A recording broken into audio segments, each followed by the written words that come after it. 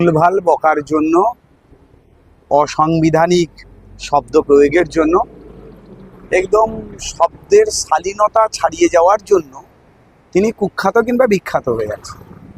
তার কথায় খুব একটা কেউ গুরুত্ব দেয় না। তবে ব্যক্তিগতভাবে আমি বলছি, তিনি বর্ষিয়ান রাজনীতিবিদ।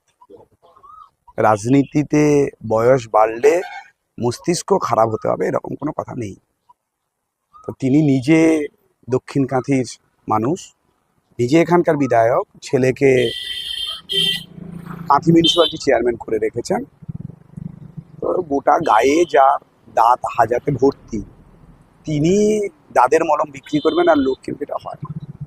রামনগরবাসী তো আরও একটা অভিযোগ করছেন, সমবায় নির্বাচনের যেটা চেয়ারম্যান হয়েছেন এখান থেকে, ওটাও তো একটা চাল বলে দাবি করছেন। রামনগরের লোক এটাও তো বলছে যে দলটাই যা, তাদের কার্যপদ্ধতি, তাদের নিজেদের অবস্থান, কোথাও স্বচ্ছতা নেই।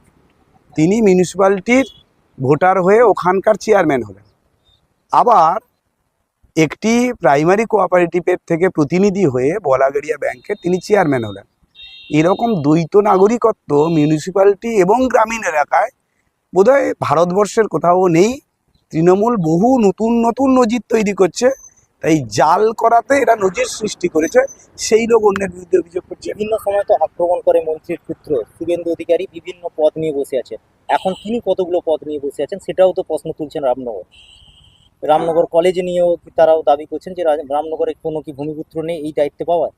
আমি যার কথা বলছেন তার বক্তব্যের কথার খুব বেশি কাউন্টার দেওয়ার খুব প্রয়োজন নেই। আর তিনি বলছেন যার বিরুদ্ধে, আগে নিজের উচ্চতাটা অবস্থান দেখে অন্যের বিরুদ্ধে বলা উচিত। যার সাধারণ এই বোধটুকু নেই, তার কথার কি কাউন্টার হতে পারে?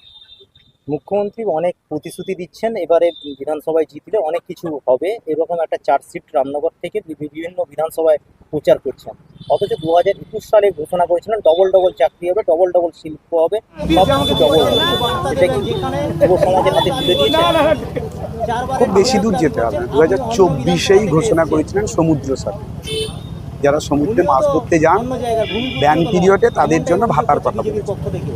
একজনও কোনো আসলে তা থেকে উপকৃত। রাজনৈতিক ময়দানে পরাজয় নিশ্চিত জানার পরেই তাজপুর সমুদ্র বন্দর নিয়ে রামনগরের মানুষকে ঘোল খাইয়ে ছেড়েছে। তিনি নিজেও জানেন তার দ্বারা তাজপুর সমুদ্র বন্দর তৈরি সম্ভব নয়। মাত্র 9.2 কিলোমিটার দূরত্ব দীঘা থেকে জলেশ্বর।